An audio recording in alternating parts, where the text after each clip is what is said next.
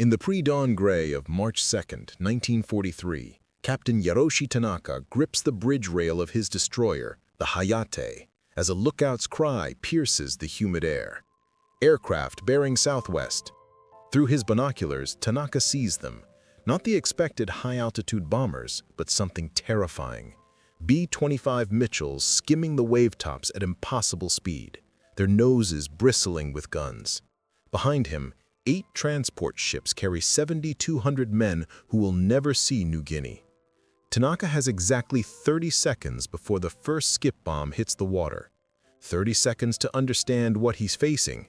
30 seconds that will redefine naval warfare forever. Before we jump back in, tell us where you're tuning in from. And if this story touches you, make sure you're subscribed, because tomorrow I've saved something extra special for you. It is January 1943, and in the sweltering command center at Rabaul, New Britain, Lieutenant General Kenji Matsumoto faces a crisis that threatens Japan's entire position in the Southwest Pacific. The Allied counteroffensive has just captured Gona on New Guinea's northern coast after 3 months of savage jungle fighting. Now they threaten Wewak and Madang, the 2 vital Japanese strongholds that anchor the empire's defensive line across New Guinea. These bases represent far more than mere military outposts. They are the linchpins of Japan's strategy to hold the resource-rich Dutch East Indies, protect the sea lanes to the Solomon Islands, and maintain a defensive perimeter that keeps Allied bombers away from the Philippines and ultimately the home islands. Without Wewak and Madang, the entire defensive architecture collapses like a house of cards. The arithmetic of supply in this theater is brutal and unforgiving. Every rifle, every artillery shell, every bag of rice must travel by ship from Rabaul across 450 nautical miles of increasingly hostile waters. The Bismarck and Solomon Seas, once regarded as relatively safe Japanese waters, have become hunting grounds for American and Australian aircraft operating from newly established bases at Port Moresby and Milne Bay. Previous reinforcement attempts have yielded mixed and costly results. In mid-January, a convoy carrying the 114th Infantry Regiment under Colonel Takeshi Yamashita reached Wewak, but at devastating cost. The transport Hokai Maru was sent to the bottom by an Australian Beaufort torpedo bomber, taking 423 soldiers and all of the regiment's heavy weapons with her. Another vessel, Suruga Maru, limped into port so badly damaged she had to be deliberately beached to prevent sinking. General Matsumoto knows the clock is ticking. Intelligence reports from Tokyo indicate the Allies are massing forces for a major push up the coast. He needs to reinforce New Guinea with at least a full division, approximately 15,000 men if there's any hope of holding the line. After intense consultations with his naval counterparts and staff officers, a bold plan emerges. Operation Hailstorm, a massive convoy operation that would deliver 7,200 elite troops from the 38th Division directly to Wewak in a single, concentrated effort. The risks are sobering. Admiral Isoroku Yamamoto himself, mastermind of the Pearl Harbor attack and Japan's most respected naval strategist, sends a coded message warning that losses could reach 60%. But the alternatives are even grimmer. Attempting to land troops further west and marching them overland through uncharted jungle would likely result in catastrophic casualties from disease, starvation, and constant Allied air harassment. Allied fighters and bombers now patrol the skies with near impunity during daylight hours. The decision is made at the highest levels. The convoy will sail, come what may. The potential reward, securing New Guinea and buying time for Japan's broader Pacific strategy, justifies the enormous risk. But everyone involved, from General Matsumoto to the lowest-ranking staff officer, understands they are gambling with thousands of lives on a single throw of the dice.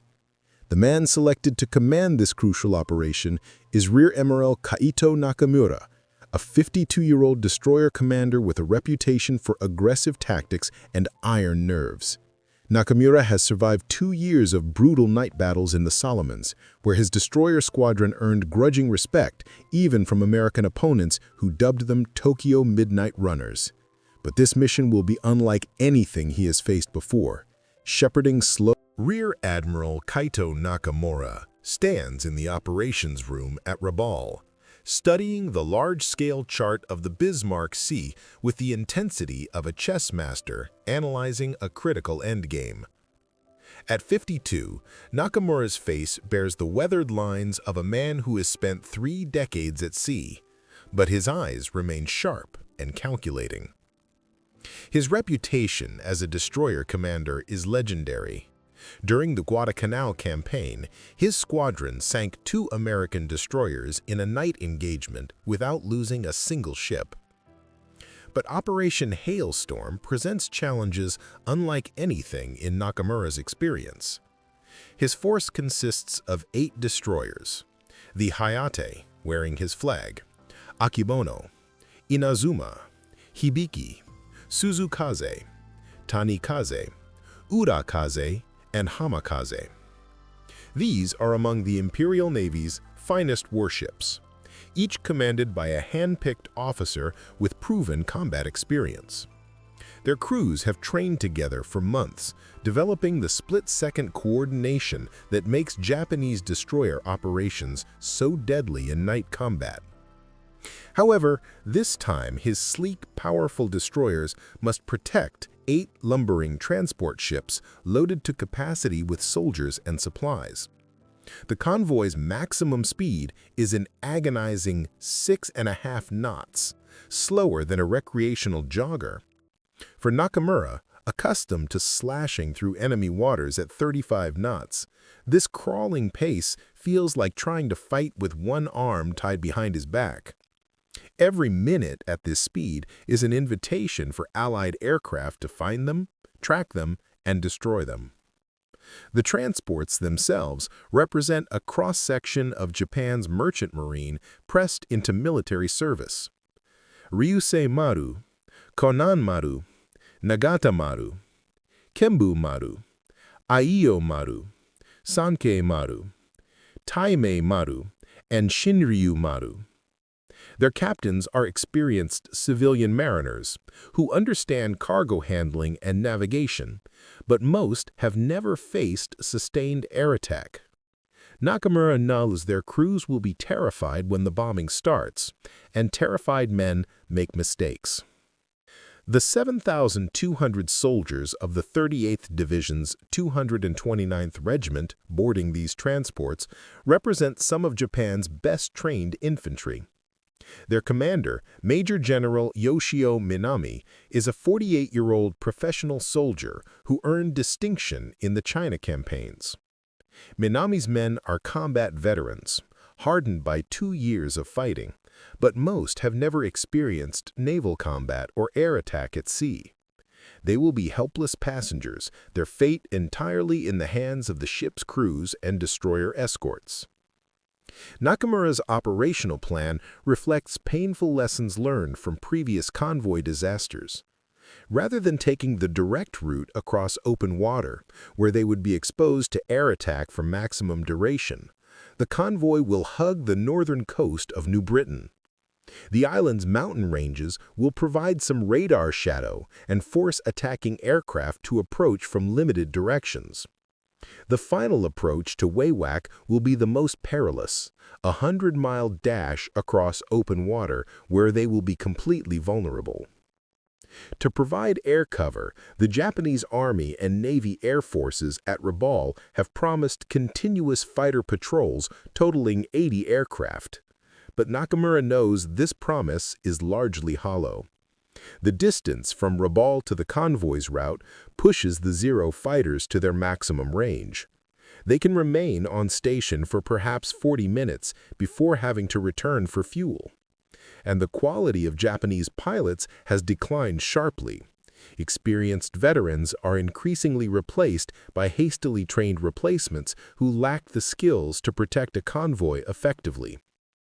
As Nakamura briefs his destroyer captains on the evening before departure, he sees the same understanding in their eyes that he feels in his gut.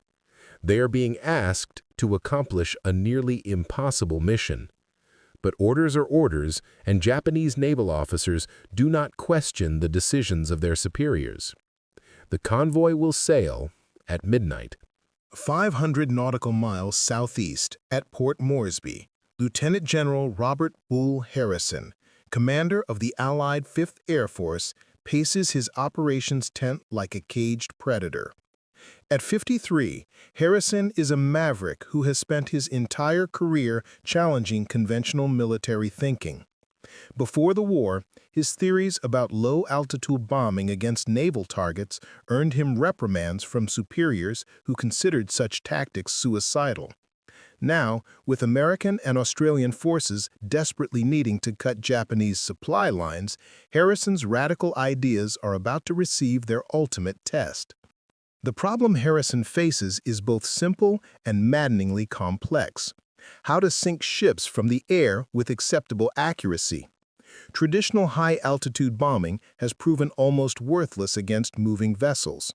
In recent convoy attacks, his B-17 Flying Fortresses flew over 300 sorties and managed to sink exactly one transport ship, a catastrophic waste of resources, fuel, and pilot lives.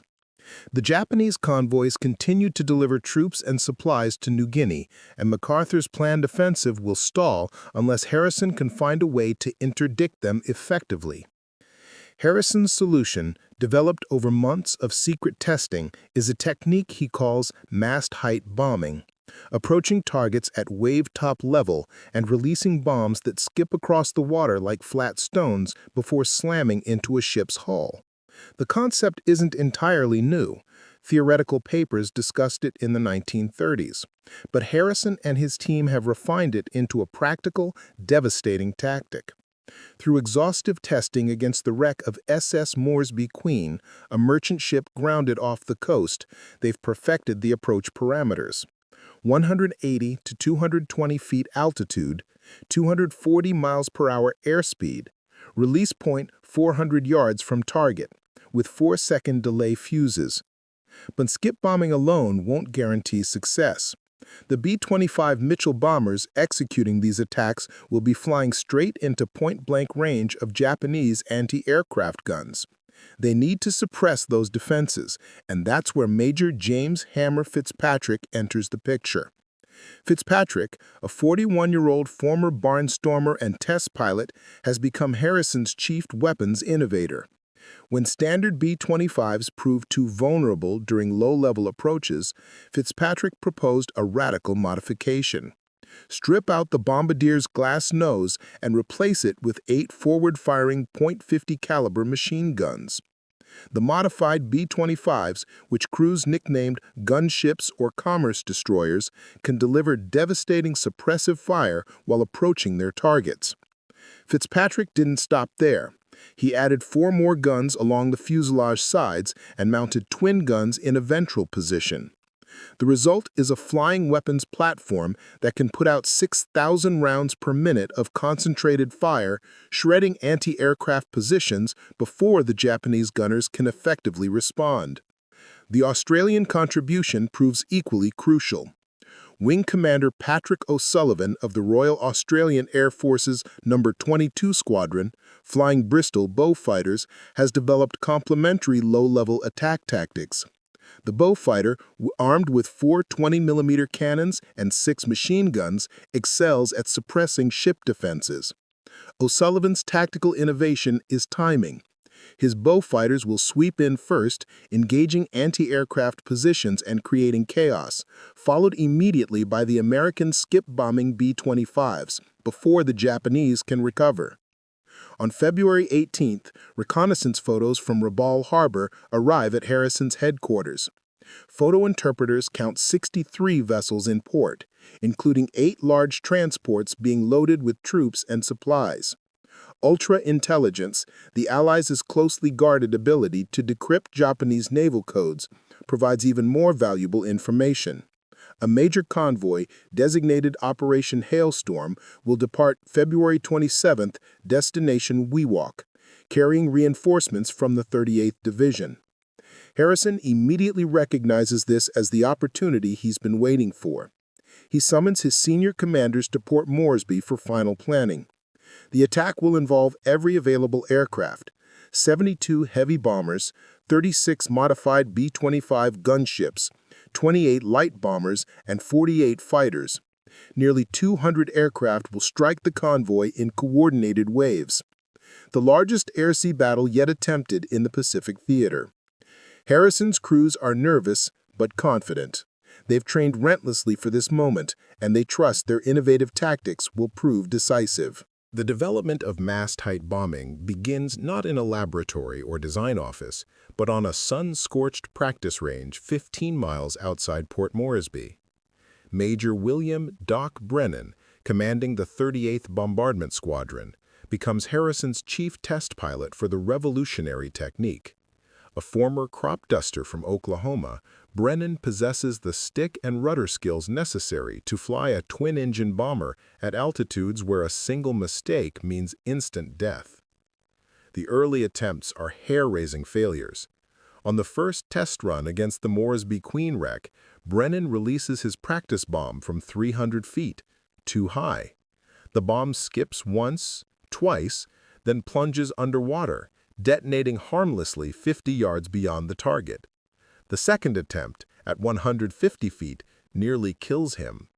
The bomb skips directly into the wreck's hull, but Brennan is so close that the explosion sends shrapnel through his aircraft's tail section.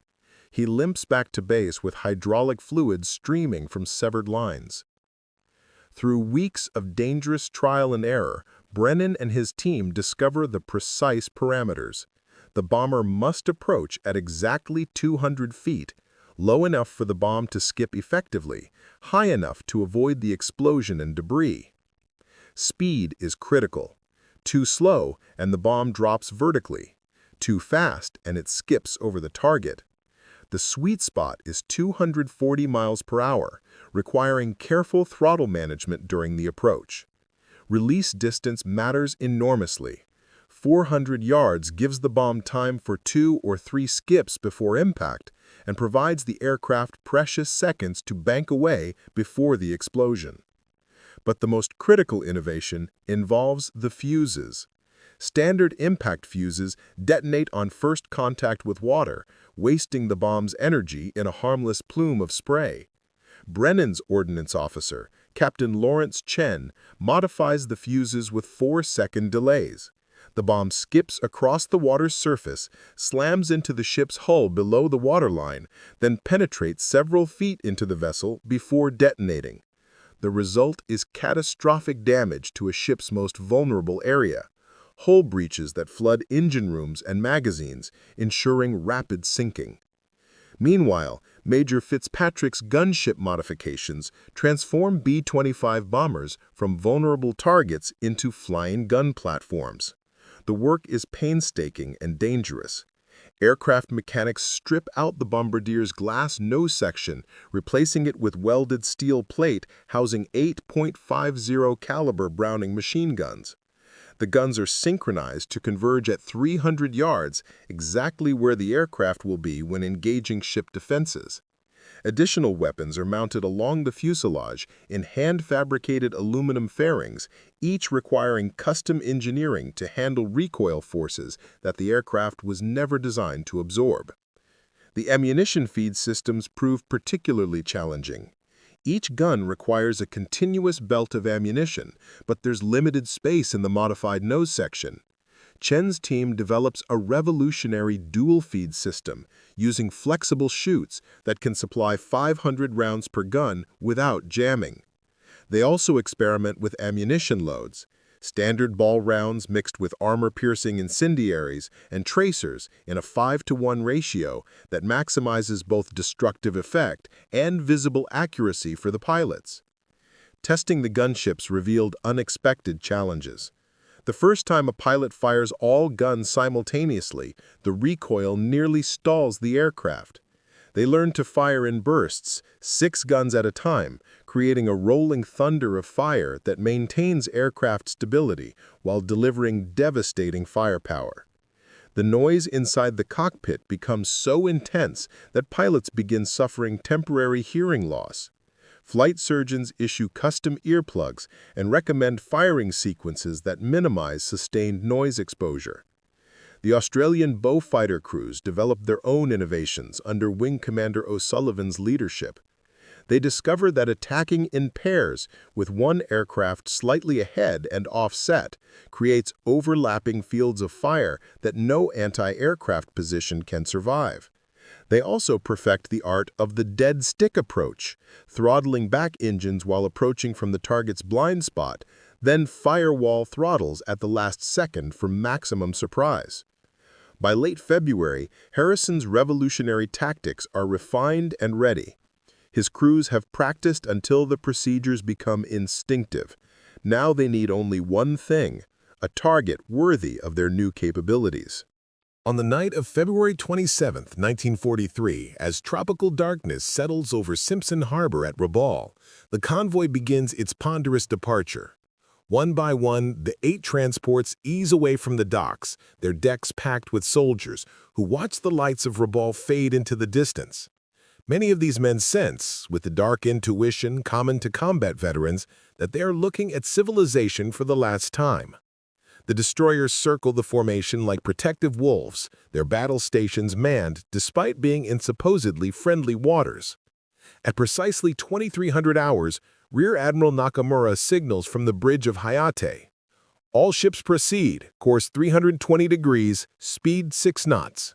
The convoy moves into the black waters of the Bismarck Sea, navigation lights extinguished, radio silence absolute.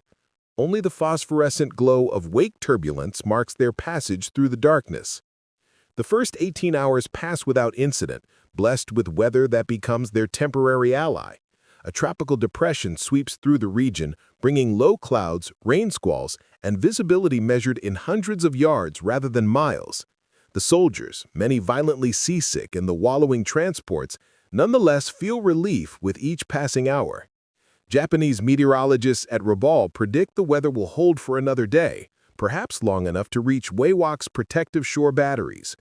But on the morning of February 29th, as the convoy rounds the northwestern tip of New Britain and turns southeast toward the Vitiaz Strait, the weather begins clearing.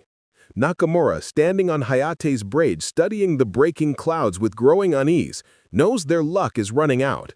He orders all ships to increase vigilance and directs his destroyer captains to maintain maximum dispersion around the transports. If aircraft come, he wants overlapping fields of anti-aircraft fire. At 14:20 hours on March 1st, the clouds part completely for perhaps 3 minutes. In that brief window, an Australian B-24 Liberator, piloted by Flight Lieutenant Marcus Webb, conducting a routine reconnaissance sweep, spots the convoy below. Webb can scarcely believe his luck. 8 transports, 8 destroyers, exactly where Allied intelligence predicted they would be. He immediately breaks radio silence, transmitting the coordinates that will seal the convoy's fate. Multiple contacts, position 04 degrees 15 minutes south, 147 degrees 42 minutes east, course 130 degrees, speed estimated 6 knots. The coded message reaches Port Moresby within minutes. At 5th Air Force Headquarters, the atmosphere electrifies as Webb's contact report is decoded. General Harrison issues immediate orders, all available aircraft to prepare for maximum effort strike. However, there's a critical timing issue. The convoy has been spotted earlier than expected, still close enough to New Britain that Japanese fighters can provide substantial cover. Harrison makes a calculated decision. The first attack will be conventional high-altitude bombing by B-17s designed to damage and slow the convoy. The decisive skip-bombing assault will wait until tomorrow, March 2nd, when the convoy will be in more restricted waters with less room to maneuver. The morning of March 2nd brings the first American strike. 24 B-17 Flying Fortresses approach at 7,000 feet, their tight formations maintained despite harassment by approximately 25 Japanese Zero fighters that rise to intercept.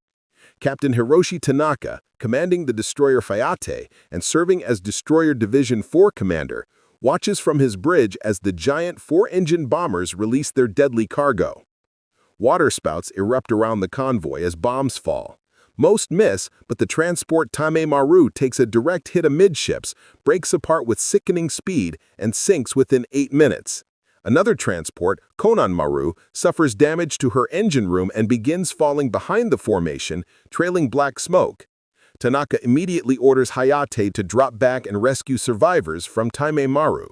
His crew pulls nearly 800 soldiers and sailors from the oil-fouled water, cramming them into every available space on the destroyer.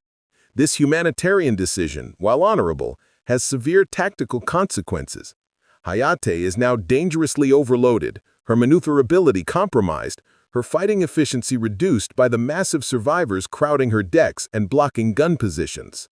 As dawn breaks on March 2nd, Captain Tanaka returns to the opening scene from Part 1, now weighted with full understanding of what has brought him to this moment. The Hayate, still overloaded with survivors from yesterday's sinking, maintains station on the convoy's eastern flank. The 7 surviving transports have tightened formation, their captains seeking psychological comfort in proximity despite knowing it makes them a more concentrated target. Nakamura has ordered strict fire discipline, no gunfires without direct authorization, conserving ammunition for the battle everyone knows is coming. At exactly 1000 hours, the lookout's cry shatters the tense silence. Aircraft bearing southwest, low altitude. Through his binoculars, Tanaka sees what his training never prepared him for. Not the high-altitude formations they faced yesterday, but something entirely different and terrifying.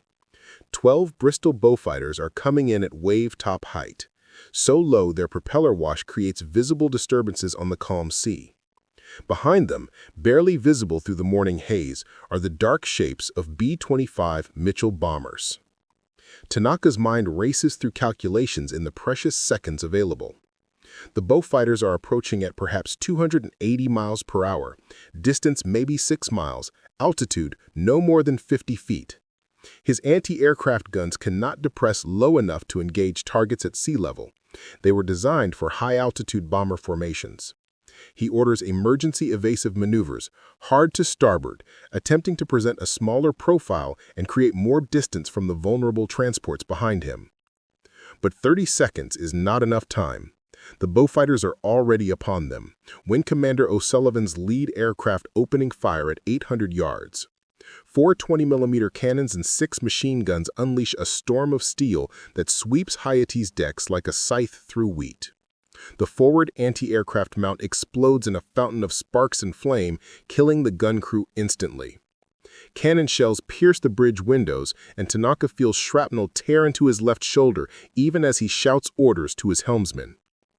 The Beaufighter attack lasts perhaps 20 seconds, but feels like an eternity. 2 more fighters rake Hayate from stern to bow, their cannon fire methodically destroying each anti-aircraft position. Survivors from yesterday's sinking, crowded on the deck with nowhere to hide, are cut down by the dozens. The destroyer's ability to defend herself is gutted before she can fire a single round in response.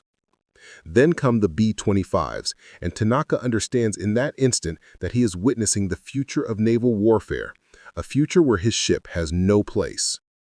Major Brennan's lead aircraft, Thunder Run, approaches Hayate at 240 miles per hour, altitude 200 feet. The bomber's nose-mounted guns are already firing, tracers walking across the water and then stitching up Hayate's hull. At 400 yards, Brennan releases both bombs and pulls up sharply, his wingtips seemingly close enough to touch Hayate's forward mast. Tanaka watches in horrified fascination as the bombs skip across the glassy water. Once, twice, 3 times, each skip losing momentum, each bounce bringing them inexorably closer. The first bomb slams into Hayate's hull just below the waterline, forward of the bridge. It doesn't explode immediately. The 4-second delay fuse allows it to penetrate deep into the ship's structure. When detonation comes, the blast is magnified tenfold by the confined spaces. The entire forward section lifts visibly from the water, deck plates peeling back like opened sardine cans. The second bomb hits aft, near the engine room. The explosion ruptures fuel lines and breaches the hull in multiple places. Hayate immediately begins listing to port as seawater floods into her vitals. Tanaka, bleeding from shrapnel wounds and half-deafened by the blast, realizes her ship has perhaps 5 minutes before she rolls over completely. Around him, the entire convoy erupts into chaos as more B-25s select their targets with brutal efficiency. By 10:20 hours, just 20 minutes after the first Beaufighter swept through the convoy, The Battle of the Bismarck Sea has effectively ended as an organized military engagement. What remains is chaos, horror, and the grim mathematics of survival. Captain Tanaka, his left arm useless from shrapnel wounds, orders abandoned ship as Hayate lists past 30 degrees. The destroyer that carried Rear Admiral Nakamura's hopes for protecting this convoy is now a dying vessel, her deck slick with oil and blood. Tanaka's crew moves with disciplined efficiency despite the catastrophe unfolding around them. They launch life rafts, throw lines to men already in the water, and systematically evacuate the hundreds of soldiers rescued just yesterday from Taime Maru. The cruel irony is not lost on Tanaka.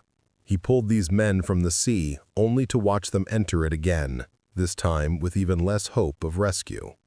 As Hayate begins her final role, Tanaka is physically dragged from the bridge by his executive officer.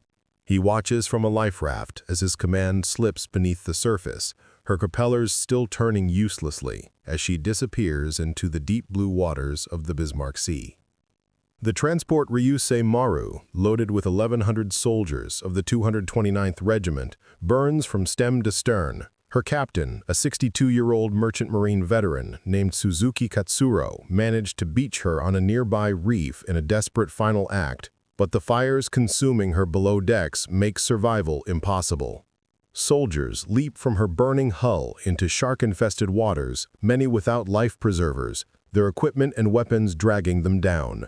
The oil splick spreading from Ryusei Maru's ruptured tanks ignites, creating a ring of fire that traps dozens of swimmers.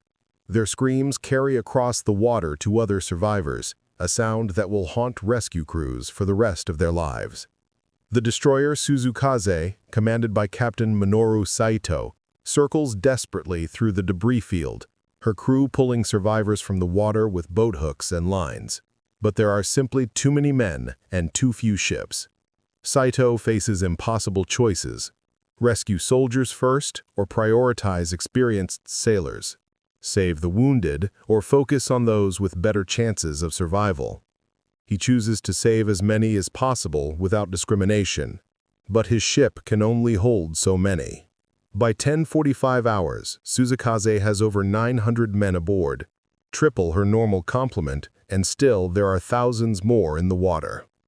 The transport Ayo Maru, carrying aviation fuel desperately needed at Wewak, explodes with such violence that debris rains down across a mile-wide area.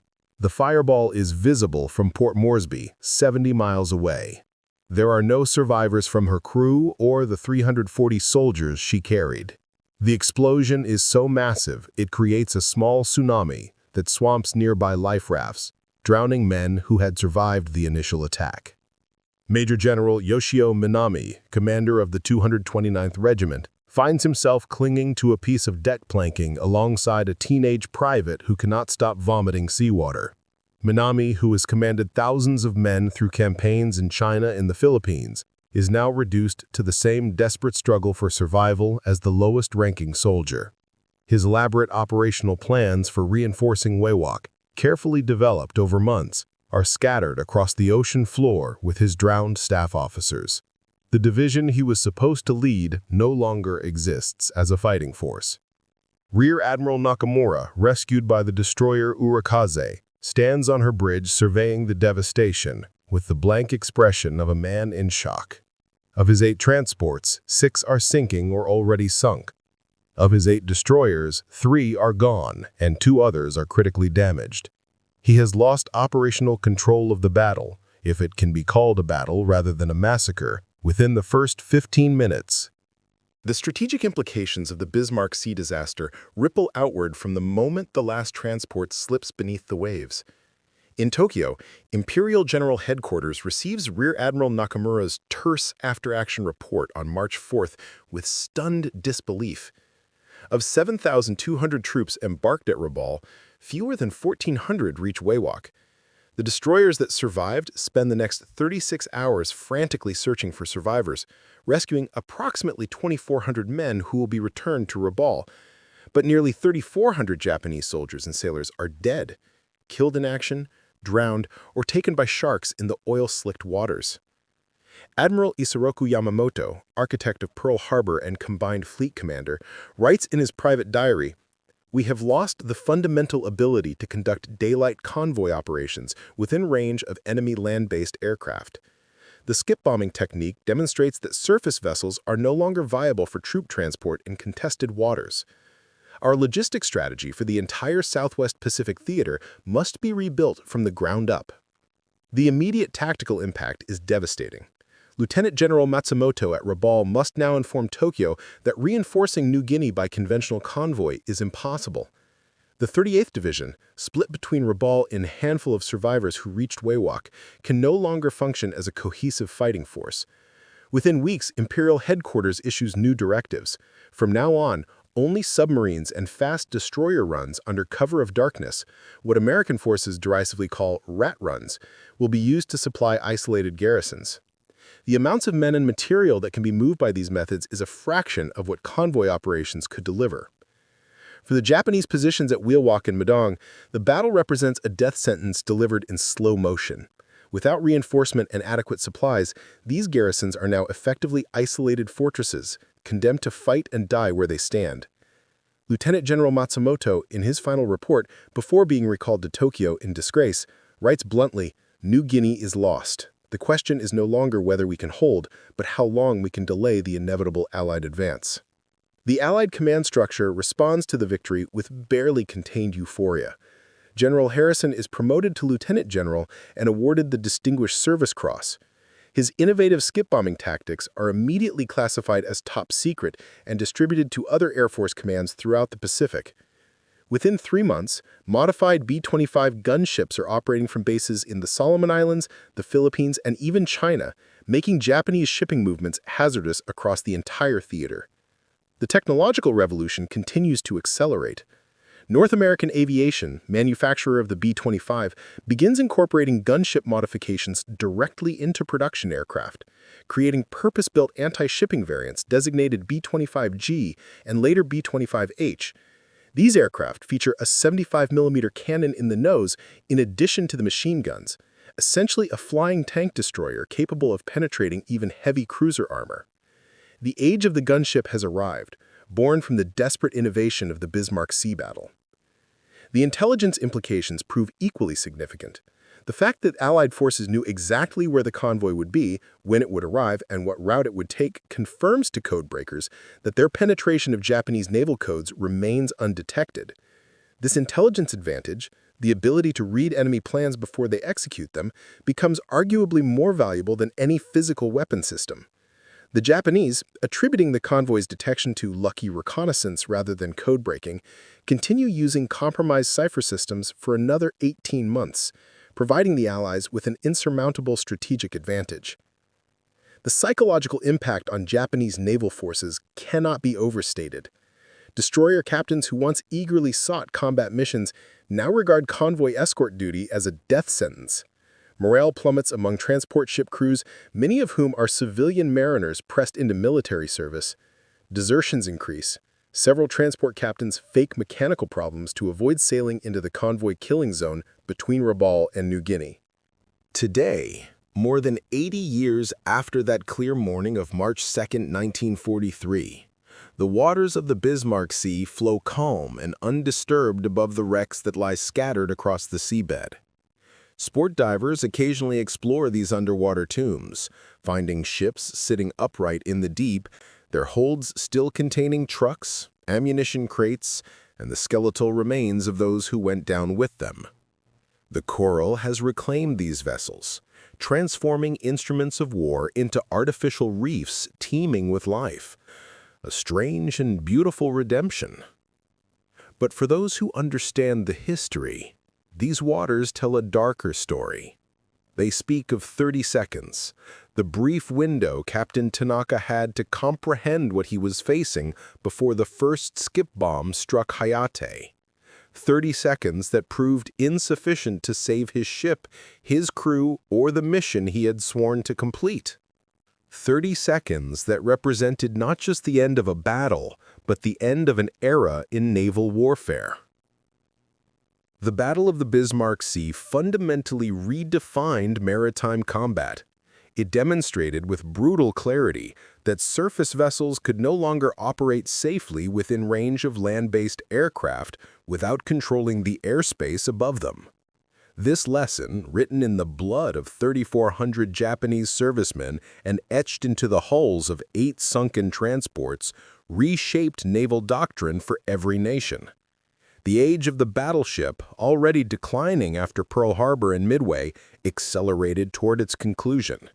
The age of air power had truly arrived. The human stories behind the statistics deserve remembrance beyond cold historical analysis. Captain Tanaka survived his wounds and the war but never commanded another ship. In interviews conducted decades later, he spoke with lingering guilt about the soldiers he rescued from Taimei Maru, only to lose again when Hayate sank. "I saved them once," he said quietly, "but I could not save them twice. They trusted me, and I failed them."